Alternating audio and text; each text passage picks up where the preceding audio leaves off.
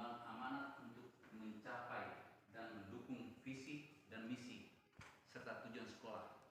Maka dianggap penting di sekolah kita harus ada visi, misi, dan tujuan sekolah. Untuk itu pada hari ini saya mau sampaikan visi sekolah kita yang saat ini yaitu Sekolah Dasar Katolik Belang yang beriman, berilmu, dan berkepribadian yang luhur. Kenapa visi ini diambil? Karena sesuai dengan keadaan sekolah kita yang saat ini kita hadapi. Yang pertama, beriman. Ciri khas kita sebagai sekolah Katolik yaitu kita memiliki iman yang teguh, kita mempunyai kepercayaan yang kuat kepada Tuhan Yang Maha Esa, dalam hal ini Yesus Kristus. Kemudian yang berilmu itu terkait tentang kognitif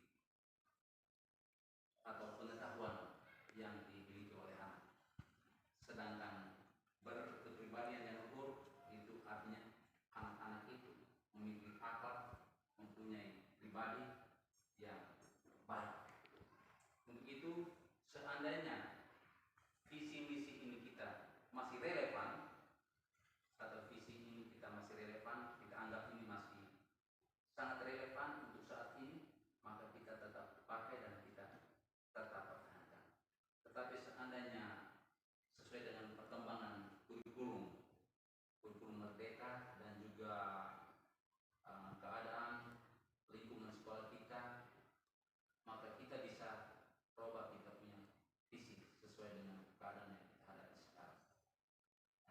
Yang kita lihat adalah 6 dimensi dari profil pelajar Pancasila. Adanya iman, kemudian gotong royong, berkebinekaan global, kemudian mandiri, bernalar kritis, dan juga kreatif. Nah, 6 dimensi itu sebagai dasar untuk kita buat kita punya visi sekolah. Kita masuk pada misi sekolah. Ada 4 misi sekolah yang diharapkan yang diambil dari visi tadi. Misi yang pertama, menjadi insan yang beriman, berilmu, dan berkepribadian yang luhur sesuai dengan nilai-nilai Pancasila dan Undang-Undang Dasar 1945. Yang kedua, yaitu memotivasi peserta didik untuk meningkatkan kualitas pembelajaran yang efektif, aktif, kreatif, dan menyenangkan. Yang ketiga, menumbuhkan sikap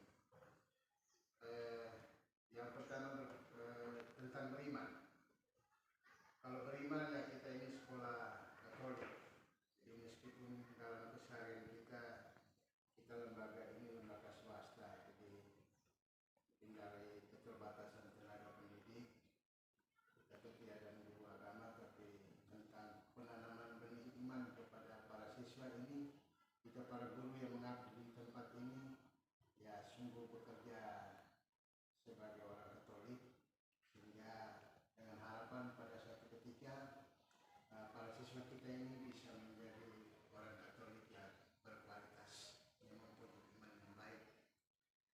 Kemudian yang kedua, berilmu. Dalam proses pembelajaran keseharian kita, meskipun kita